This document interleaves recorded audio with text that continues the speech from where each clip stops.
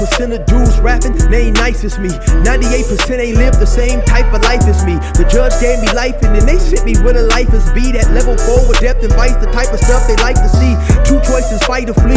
I refuse to die a chump. I never been a mark, but damn, it's scary when that riot jump. I seen dudes cry, get punked, and some sexually brutalized. Knew a dude who lost his life and he was only doing 5 year-long racial fights when homie all you do is ride. Lonely days and nights up in a hole causing suicide. From the moment you arrive, you see the Mexican mafia, AB skinheads with big giant swastikas, pro-black philosophers, the BGF, the Kumi, and Muslims who will murk you from the nation to the Sunni. That MS was loony, quick to ride up on they rival. Even Christians went to church, hide knives up in a Bible. Political and tribal, the Crips and Damus, the Long Beach, the Hubs and the Dubs and the Grooves, the IE, the Bakersfield, the Dago Pyrus, the hustlers quick to roll, the gangsters don't move. Whatever click you choose.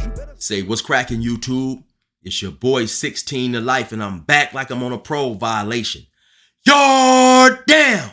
Now, for those of y'all that's new to my page, in 1994, I got arrested.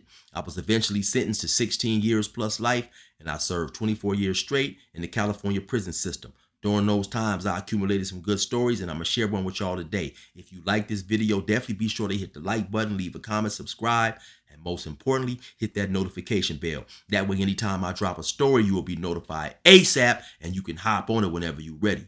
Also, yeah, that's me on the intro rapping, and like I told y'all, the flow is nothing like Curtis Blow. If you want to check out more of my songs, go to my YouTube playlist, scroll down to gas stations, and you will find a lot of my songs there. Also, I got a song called Never Gave Me Therapy. It's on all major streaming sites, so be sure to go check that out, because I gas. Now, let's hop right up into this story.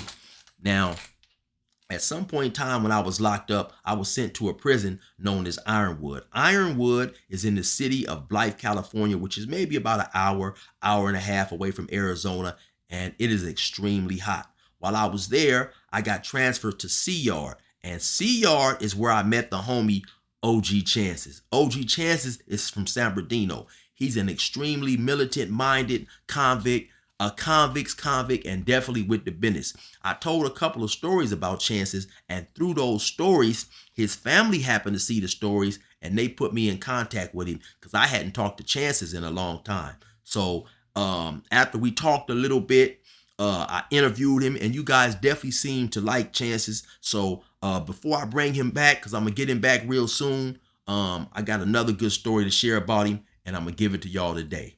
Let's go. So upon being released from prison, unfortunately, Chances learns that his mother is dying. She's in hospice back in Buffalo, New York. And so he immediately returns to Buffalo, New York to see his mother and spend her last days. Now, while he's out there, he's moving around. He's getting acquainted with people. You know, he's doing what he's doing. He's hanging out. He's chilling, whatever. So he told me one night while he's hanging out in this kind of like strip mall, I think he said it was like maybe a 7-Eleven, a few little restaurants, fast food places, or whatever was around. He's out there chilling. Now there's this one dude, and I'm going to just call him the bully. Now, the bully was maybe about 6'2", 6'3", maybe 230, 235, big old dude, and he's running around there. He's bullying people. You know, he's wreaking havoc, and he has a lot of people in fear of him. Now, at this spot where they're hanging out at, people are out there hustling, they getting money, they doing whatever, you know. So Chances, he's out there, he's hanging out, he's in the nightlife, he's doing whatever he does. At some point during the night, the bully gets into it with a white dude, and he takes $5 from the white dude. The white dude is extremely unhappy. He's talking stuff, and he leaves, talking about he'll be back, whatever. So I guess at some point in time, Chances and the bully had been talking or whatever, and the bully comes up and approaches Chances and says, "Hey, man, let me get your knife. You know, just in case this white dude comes back, man, I'll be a little able to handle myself better in the event he comes back with a weapon." Chances told him, "Hold on, brother. Listen, man, if I give you my knife, then I'm out here naked. So I'm not definitely finna to do that, you know. But if this white dude happens to come back tripping, I got your back. I'm right there with you. Don't trip." So the bully was a little upset, but Chances reiterated, "Man, I'm not fit to give you my knife, man. I'm not giving nobody my knife." So he told him once again, if this dude comes back tripping, I'm right there with you. So the bully really said okay, but had no choice but to go along with that. So true enough to the white dude's word, he does return. Chances, true enough to his word, he pushes up there on the forefront, lets the white dude know, hey man, this ain't a good situation. Just go on and leave it alone. It was nothing but $5 or whatever he said to him. And he convinces the white dude to leave without further problem between him and the bully. So I think I mentioned that this spot right there, you got dudes out there hustling. People is getting their money. They doing what they do in the nightlife. So it's buzzing. It's activity all around. People is, people is coming through or whatever. Now the bully, either he's from Buffalo or he has been out there for quite some time, and he definitely knew a lot of people, way more people than Chances. So later on, at some point in time throughout the night, now the bully all of a sudden goes to bad-mouthing Chances, trying to clown, make Chances look bad, saying basically that Chances didn't support him when he got into this episode with this white dude. It seemed like he's trying to rally the troops in a negative way against Chances to try to make him look bad. So Chances say, hey man, listen here, man. I told you I had your back if the white dude pulled up, and that's what I did. So Chances sees a potential problem brewing between him and this dude. So Chances goes to this dude and he tries to talk to this dude to try to ease the situation and make some peace or whatever, because the dude is really upset about nothing. Chances said, hey man, listen, I told you that if the white dude came back tripping, I was going to be on the front line with you, and I was there, man. So, whatever you trying to do, let's kill this man and move forward in peace, or whatever Chances said to the dude. But that was pretty much the gist of the conversation. So for the time being, the bully act like he was cool with it, but Chances said he just could discern that there was going to be some trouble, that this dude wasn't going to accept that. And so Chances was on deck and made sure he had his knife in his back pocket at the ready. Later on throughout the night, Chances has to use the bathroom, so he walks to the back of this building to go use the bathroom. After he uses the bathroom, he plans on going to holler at some female that he had been talking to or whatever. So now as he's finishing using the bathroom at the back of the building, he's turning around to leave. He looks up. He notices that the bully is coming back there in his direction. So initially he assumes that the bully is coming back there to use the bathroom as well. Now the bully is pretty much walking right toward Chances. So as they get within 2 or 3 feet, Chances steps to the right to make some room for the bully. And then all of a sudden, boom, bam! The bully just two-pieces Chances. No french fries, no biscuit on the side, not even a small soda to wash it down, you understand me? Chances said he looks up, man, and he's dizzy, and he got those cartoon birds going around his head, bright lights is flashing or whatever. He looks on the ground, and he notices that the hat he has been wearing is on the ground, and that's when he realizes dude has obviously hit him with that cold two-piece. So now he said when he look up, dude just rushes him again. So now the dude is only boop, pop, beep, boop, pop, lefts and rights with all his might. Like I said earlier, the dude is 6'2", 235 or whatever. Chances maybe about 5'8", 175, 180.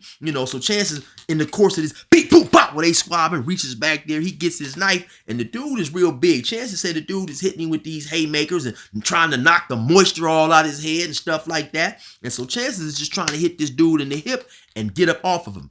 Chances said at this point is where he is fearing for his life, and all he's trying to do is stand his ground because the bully is on him. Chances has seen this dude victimize other people, and in Chances' mind, he is not going to be a victim of this dude, and especially for no reason other than the bully just thinks that he can bully people. So at some point in time, they break up the fight or whatever, and the bully walks away. Now, as the bully is walking off, he notices that he has blood on his t-shirt, and it comes to him, okay, this dude must have stabbed me. So now the bully goes looking around. Now the bully is upset, screaming threats, talking about how he gonna kill him and what all he wants to do to him. And so now the bully spots a big giant metal pipe. So the bully goes and picks the pipe up, and he runs up on Chances with the pipe above his head, trying to knock Chances' head off. So Chances said he turns to the side, because at the time, Chances is on a cane. So he turns to the side and puts his arm up under the bully's neck and push the bully back, and they go to fighting and struggling or whatever. And in the midst of this struggle, they trip over those little parking things, those little parking bricks in the parking lot that the car pulls up to, and so you don't hit the curb and stuff like that. They trip over one of those things, the knife falls. Now, Chances said once again, he is in fear for his life. This dude is 6'2", much bigger than him, and Chances has no idea, first and foremost, why this dude is attacking him. But Chances has the mindset, man, I'm not just to be a victim. I got to stand my ground. So motivated by sheer fear and adrenaline, Chances makes his way back over to the knife because now it's both of them are having a struggle to try to get to this knife. So now as Chances gets to the knife, they go back to tussling again. Now, like I said, once again, too, they out in the middle of a parking lot or whatever. You got people screaming, hollering, honking their horn or whatever. So at some point, they separate again. Chances, he gets on up out of there. He finally goes back to wherever he was staying at. So the next morning, he's bombarded with phone calls by family, friends, or whatever saying, hey, man, you on Buffalo's Most Wanted, man. That dude has died. You on Buffalo's Most Wanted. 51-year-old man from Buffalo died after being stabbed this morning. It happened just before 6 a.m. on Elmwood Avenue. Buffalo police say he was stabbed in a parking lot after a fight. He died at the scene. Anyone with information in this case should call Buffalo Police Department's confidential tip line. And again, that number 716-847-2255. Also later, Chances finds out that the bully, who was obviously either from out that way or he has been out there long enough and he is more established out there than Chances, his family has put a reward on Chances' head in the street. So now you got the Buffalo police got him on Buffalo's Most Wanted, and also you got his family putting it out there in the street that it's a reward for this dude. You know what I'm saying? If you do bad things to this dude. So Chances, being the militant-minded soldier that he is, upon hearing this news, let's just say he gets strapped for war. He knows where these dudes are hanging out who are talking about collecting this so-called reward on his head. And so one night, Chances just pops out on him. Like, hey, what's cracking, y'all? I'm OG Chances. I heard y'all is looking for me. So they turn around, they see Chances prepared for war, and now they break it down. Oh, no, we don't want no problem with Chances. Like, yeah, well, I heard y'all looking for me. And if you ever looking for me, you ain't got to find me because I'm going to come find y'all. Now, of course, they stuttering, they stammering, they swearing on God that they don't want no problems, and they ain't looking for him. And OG, come on, please, OG, we don't want no problems. We ain't tripping. Well, Chances just let them know, hey, man, well, listen, man, I'm OG Chances. And if y'all looking for me, I'll come find y'all. And Chances once again disappears into the night. So now, Chances is still on the run. He's eluding, capture or whatever, because turning himself in is just not in the cards. So one day he happens to go to this female's house that he's been talking to, and she's not home. So her brother is there.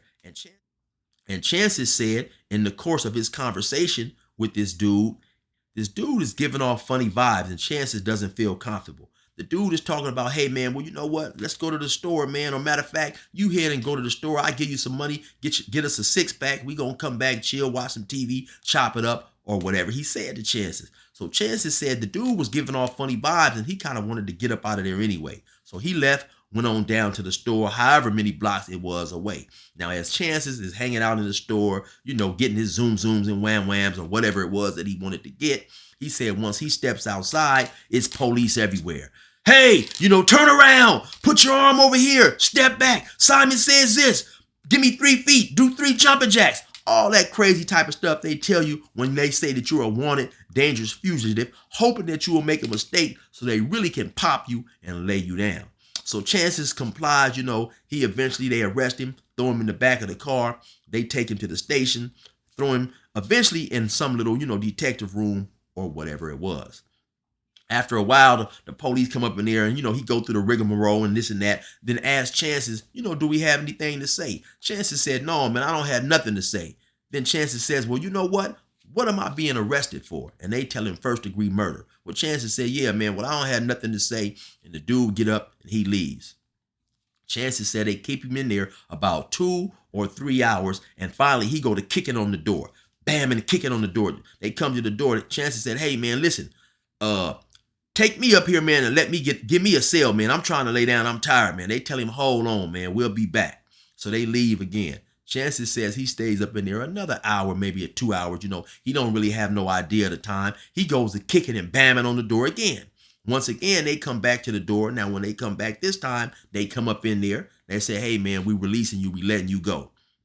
Chances say, what? You releasing me? You letting me go? What's going on? They say, yeah, man, they got a hold of the district attorney and they letting him go. So what happened was this.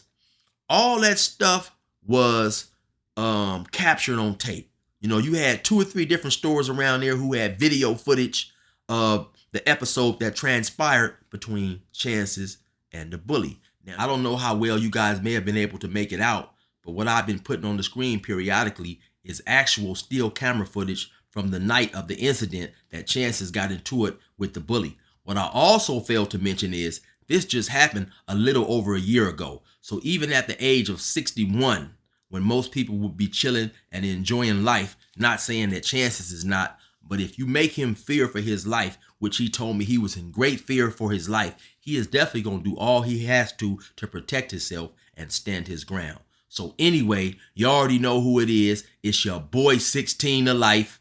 Resume normal program.